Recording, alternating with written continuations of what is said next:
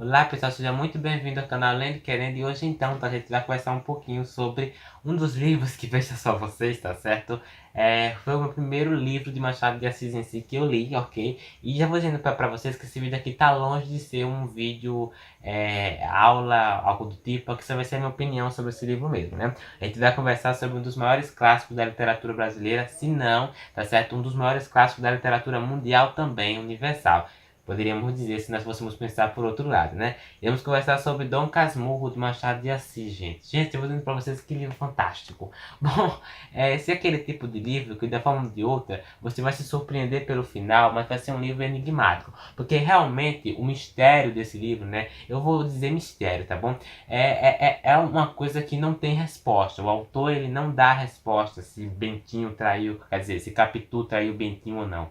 Então você vai buscar aqui realmente, ao longo que você vai lendo esse livro, ali alguns detalhes, algumas informações que o autor vai passando aqui para a história mesmo, tá bom?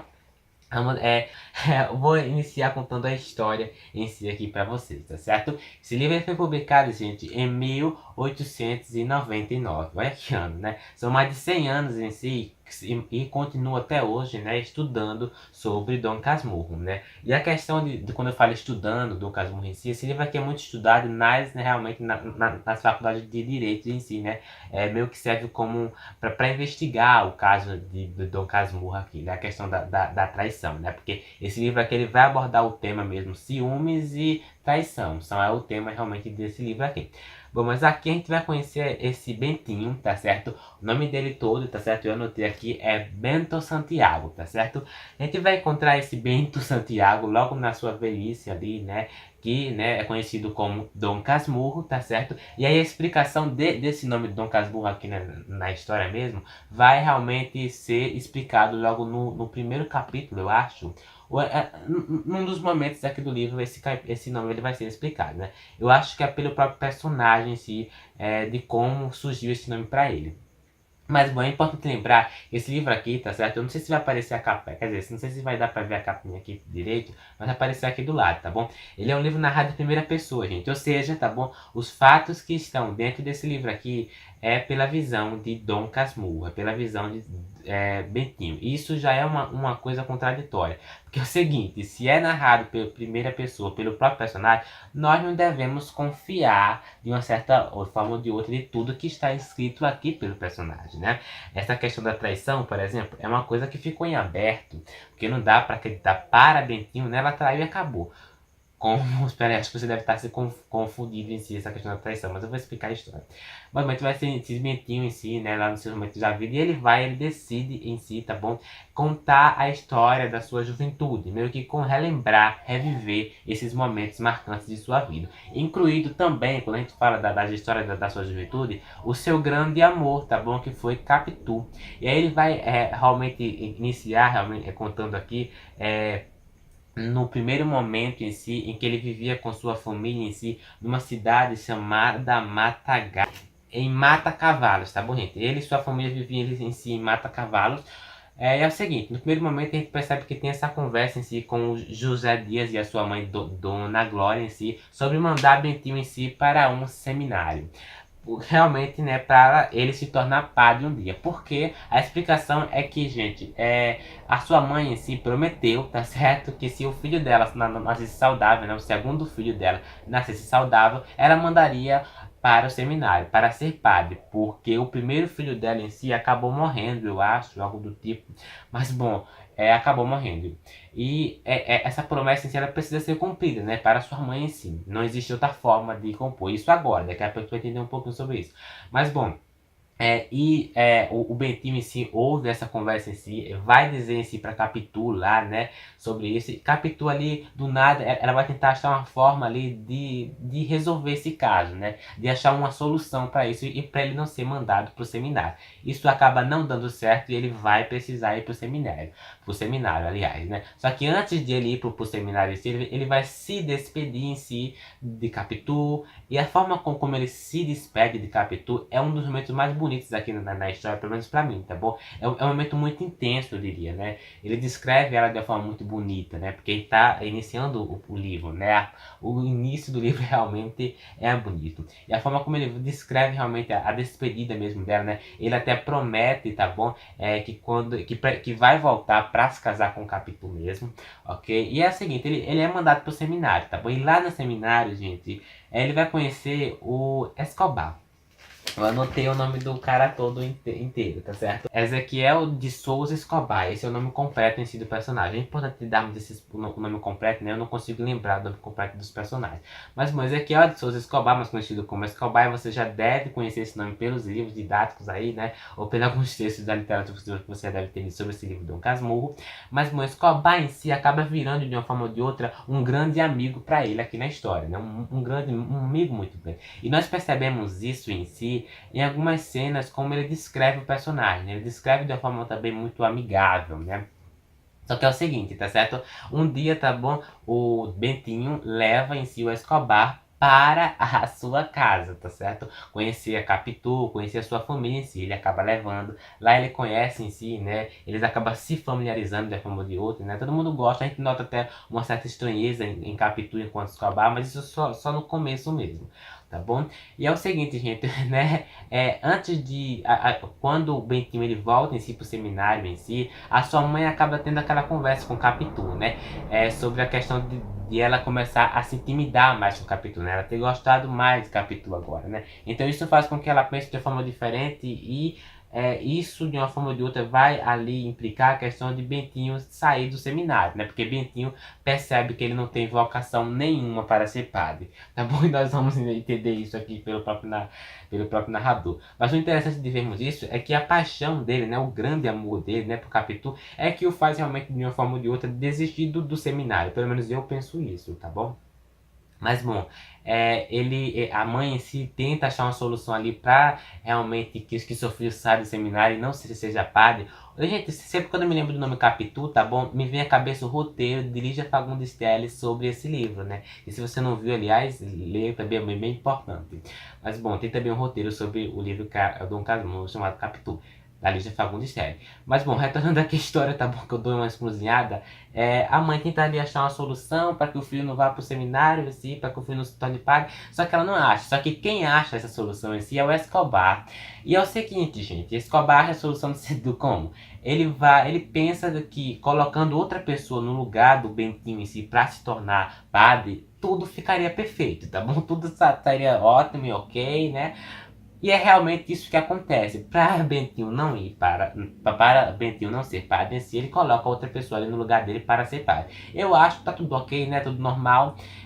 E ele volta em si, faz faculdade de Direito, tá bom? Isso que eu tô me lembrando. Ele volta para fazer faculdade de Direito, passa ali, né? Fazendo faculdade alguns anos. E aí ele volta. E é o seguinte, quando ele volta em si, tá certo? Ele vai se casar com a Capitu. Só que o Escobar também aqui na história, tá bom? Ele vai também se casar, só que com a outra personagem, né? Chamado Sancha, tá bom? Só que de primeiro a gente percebe a dificuldade que Bentinho e a Capitu têm de ter filho, né? Ele tem uma certa dificuldade ali em ter filhos com a sua esposa, realmente. Então, ele demora alguns anos. Eu diria que 4 ou 5 anos, eu acho. Mas ele demora muito tempo para ter filho. Diferente de Escobar, que consegue ter filho mais rápido que ele ali com a sua esposa, Sancha. E só que quando ele tem um filho, aí que chega o momento mais aterrorizante da história. Aterrorizante não, mas o momento mais tenso da história, né? Porque é o seguinte, gente.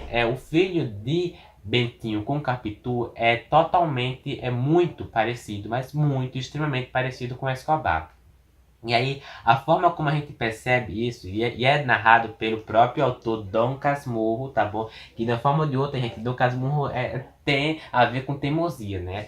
Ele é um personagem teimoso e ciumento. Daqui a pouco a gente vai conversar sobre isso. Mas enfim, ele em si, o filho, é muito parecido com Escobar. Isso faz parecer na mente dele em si que a esposa Capitu traiu ele.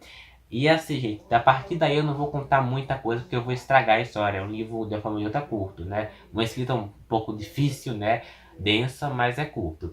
E assim, gente, a partir daí as coisas vai se complicar muito, porque ele vai colocar aquilo na cabeça, entendeu? Entendeu? Ele vai colocar realmente, ele vai pensar que Capitu traiu ele mesmo por causa da aparência do filho. Não só por causa da aparência do filho, mas porque eu acho que todo o sufoco vinha à tona mesmo, né? Todas as memórias dele mesmo, né, sobre o Escobar e Capitu, né, passam pela cabeça dele e ele vai ter essa ideia aí, né, de que ele traiu, de que ela traiu ele mesmo, né? E o importante de ver essa cena em si é que a Capitu, da forma de outra, ela não estava tão preparada assim, e ao mesmo tempo ela estava preparada, entendeu? É meio confuso. Mas, bom, é tão certo que quando ela, né, eu vou dar spoiler agora, tá bom, gente? Spoiler, tá bom? Se você não leu o livro, me despeço, tá bom? Mas é o seguinte, gente.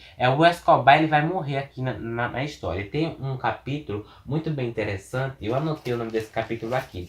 Pode falar que é alguma coisa errada pra você. É Olhos de Ressaca. Esse é um dos capítulos mais interessantes desse livro. Porque esse capítulo é quando o Capitu ali tá chorando no túmulo ou no caixão, eu não sei. Mas, bom, ela tá chorando ali, né? Em ver realmente o corpo de Escobar, né? Em ver ele morrer ali, né? E o interessante de ver essa cena é que ela não chora por chorar. Ela vai tentar fingir que tá chorando. Fingir não, desculpe. Ela não quer que as pessoas percebam que ela tá chorando, entendeu? Então ela vai dar ali uma recaída para que ninguém perceba que ela tá chorando. Então a gente percebe que quando Dom Casmurro narra isso, né, a partir desse momento, a forma como ela tá ali realmente chorando é um pouco descritiva demais. Porque é como se ela não quisesse que as pessoas ao redor dela vissem que ela tá chorando, né? Porque da forma de outra ela tava desconfiando. Mas ao mesmo tempo, quando a gente para pensar nisso, ela pode ter chorado ali por uma amizade. Mas o interessante não é por ela somente ter chorado. É, como eu falei, o livro é narrado em primeira pessoa. Dom Casmurro tá narrando isso aqui. É a visão dele sobre a história. E se ele tem ciúme ou não, né? Aqui, esse ciúme após ele morrer em si, é um pouco grande, é um pouco muito intenso. Essa é a minha opinião. E é o seguinte, gente, as coisas à medida que tudo vai passando aqui, a coisa vai ficando mais densa ainda. E é o seguinte, as últimas cenas envolvendo o filho, né? O filho vai crescendo e a aparência do filho também vai mudando, né? Uma dos grandes aqui coisas do filho mesmo é imitar. Ele imita muito bem. Isso é antes, tá bom? Quando o Escobar tá vivo. Ele imita muito bem ali as pessoas e tal. E aí, quando é pra imitar realmente Escobar, ele imita perfeitamente. Ele consegue falar que nem Escobar. Ele tem o jeito de Escobar, a aparência dele é de Escobar. Então, isso de uma forma ou de outra vai interferir ali no pensamento de Bentinho sobre a Capitu ter traído ele ou não. E esse capítulo aqui é muito importante. Outra cena também que eu percebi é a cena em que o Bentinho ele tá indo pro teatro em si, e quando termina o teatro, ele volta pra casa, tá bom? E quando ele volta ali pra casa, ele percebe que Escobar tá saindo ali da casa dele, né? E quando ele pergunta o motivo, é um pouco meio desconfiante, estranho de uma forma ou de outra. Então, algumas situações aqui e algumas pistas que o próprio Machado de Assis vai colocando aqui na história, remete, você como leitor vai pegar isso, vai de uma forma ou de outra sugar isso, e você vai ter que prestar atenção nos mínimos detalhes para você ter uma conclusão da leitura. Eu não tive uma conclusão totalmente certa aqui, daqui a pouco vai passar sobre isso. Mas eu tive uma pequena conclusão, de uma forma ou de outra, tá certo? Outra cena também bem triste, além de que morreu, é a cena em que quando o filho vai crescendo, né? Quando a mãe já morreu, eu acho. Acho que ela morre quando o filho volta a ter, digamos que um relacionamento com o pai, né? A se relacionar bem com ele, né? Essa cena é horrível, porque quando ele chega lá, a maneira como o pai em si vai rejeitar o filho é muito intensa. E por causa da aparência, né? É tão certo, ele rejeita o filho porque ele tá vendo Escobar ali. Ele tá vendo a aparência de Escobar. É como se ele estivesse revivendo tudo aquilo novamente, né? Depois de alguns anos, eu acho que quando Escobar morre e quando a Capitu também morre. Outra cena também é que quando ele descobre em si, né, e quando ele tem já essa conclusão de que Capitu traiu ele mesmo, né? E o filho tá lá, papai, papai. Ele rejeita o filho de uma forma horrível, tá bom? Ele vai dizer pro filho que ele não é filho dele. É uma cena tão triste que você tem vontade de chorar aqui em ver o quão Dom Casmurro vai além disso, né? A forma como ele vai tratar o filho dele, né? Ou não, tá bom? Isso é só minha opinião, ok? Só a cor que eu tô falando aqui do livro mesmo. Gente, é um livro pesado, viu, gente? Assim, o pesado nos últimos momentos aqui, porque nos primeiros momentos é bem, né, bem leve, né? Tem esse parágrafo aqui bem interessante que é falar sobre os olhos do Capitu, né? Olha, onde é verdade e onde há mentira dos sentimentos? Pergunta, tá bom? Seria a bela Capitu, com seus olhos de cigana oblíqua e dissimulada, uma adúltera? Teria fundamento o ciúme que ocorreu à alma de Bentinho? A gente percebe em si a misteriosidade também na forma de Capitu. Das coisas que mais percebi em si quando eu estava em aula de sala de aula e quando pegava livro didático mesmo, é a ilustração de Capitu. Eu via muito ela como uma forma misteriosa mesmo, né? Isso foi aí para uma sexta, sétima, oitava série, quando os professores recomendavam aí Dom Machado de Assis na sala de aula, tocavam em Dom Casmurro.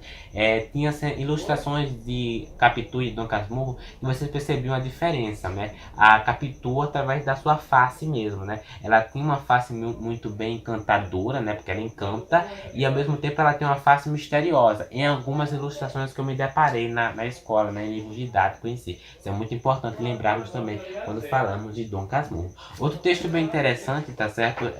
Esse aqui eu peguei também no livro didático bem antigo, é um dos livros que eu mais gosto sobre literatura. Não vou mostrar aqui porque, né, eu acho que eu não vou poder, mas veja que interessante aqui essas três linhas, tá certo? Sobre Dom Casmurro. Em Dom Casmurro revela-se todo o talento de Machado de Assis na análise psicológica dos personagens e na criação de um clima de incerteza e ambiguidade. Ponto-chave aqui, gente, é a incerteza. Bom, o ponto-chave aqui mesmo é a incerteza. Nós não só percebemos a incerteza do próprio Dom Casmurro com os outros personagens, mas nós percebemos as incertezas aqui na história também dos personagens com os outros personagens, né? As incertezas eu coloco aqui na história é como se rondasse o livro, né? É como se ela fosse também o centro da história de uma forma ou de outra. E não só a incerteza do personagem, no caso não faz com os outros personagens, mas a incerteza total do livro mesmo, né? E também a incerteza de nós leitores, né? Porque quando a gente lê Dom Casmurro em si, quando nós falamos para pensar que esse livro aqui narrado em primeira pessoa pelo Dom Casmurro, pelo Bentinho, né?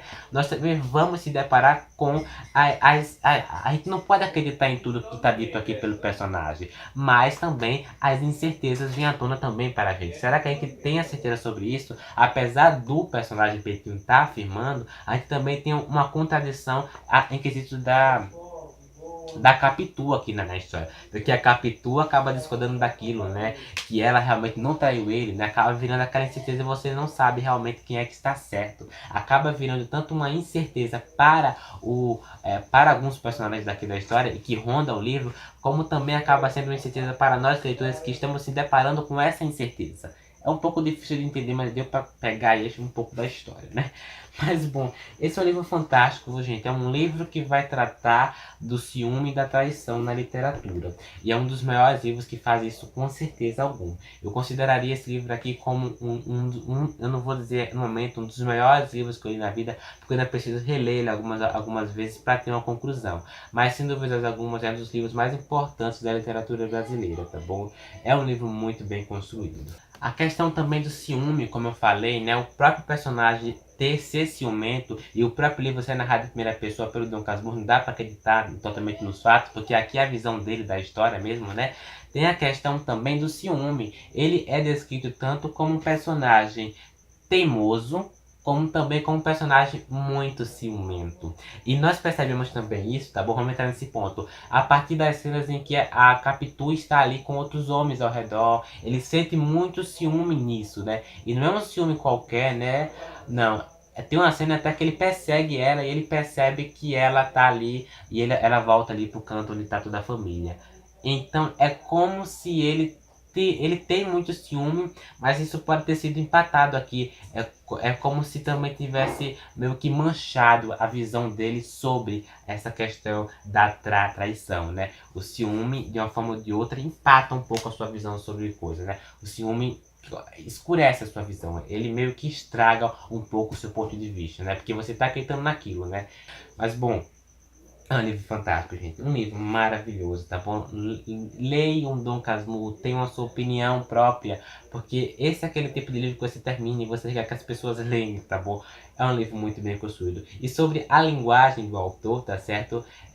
Eu não demorei muito para ler, tá certo? Porque eu considero esse livro aqui, claro, né? Eu acho que uma boa leitura seria uma leitura aproximadamente de uns 2 meses, na minha opinião. mas também eu comecei a prestar atenção aqui, né? Tive um pouco, um certo tempo, aproveitei um pouco, então deu para terminar ali antes do prazo para fazer resenha aqui para vocês, tá certo? Não esqueçam também de dar uma olhada também no Dom Casmurro, no Capitu, da Lígia Fagundes Telles também, que é outro também bem construído da autora. Tá certo? Eu acho que eu consegui trazer todos os pontos aqui importantes para vocês sobre o Dom Casmurro, né? E Machado de Assis, gente, além de ser um dos maiores autores do realismo, né? Ele também trata de temas muito bem criativos, né? Eu li alguns contos do autor, tá certo? Como A Cartomantes, Academias de Sião, tem duas resenhas aqui no canal sobre esses contos do Machado de Assis, eu vou deixar lá embaixo na descrição do vídeo. E esse aqui é o meu primeiro livro do autor que eu tô lendo, né? Acho que eu comecei bem, né? E pretendo também ler o Memórias Póstumas de Brás Cubas, certo? Que é outro livro que também é bem recomendado na escola sobre o autor. Mas como eu deparei disso, acho que quando eu pegar o Memórias Póstumas eu vou poder estar ali uma comparação bem interessante, tá certo? Não comparação, mas ver ali, talvez eu não vou dizer a diferença de escrita, mas eu pretendo ler mais outras coisas do autor. E se você leu esse livro aqui, me recomende outros manuscritos do autor e também me recomendo ter textos de apoio. Alguém me recomendou um texto de apoio sobre o Dom Casmurro e eu acabei esquecendo qual foi, então não vou poder encomendar dizer aqui qual é para vocês. Mas se eu me lembrar, eu coloco o nome na tela.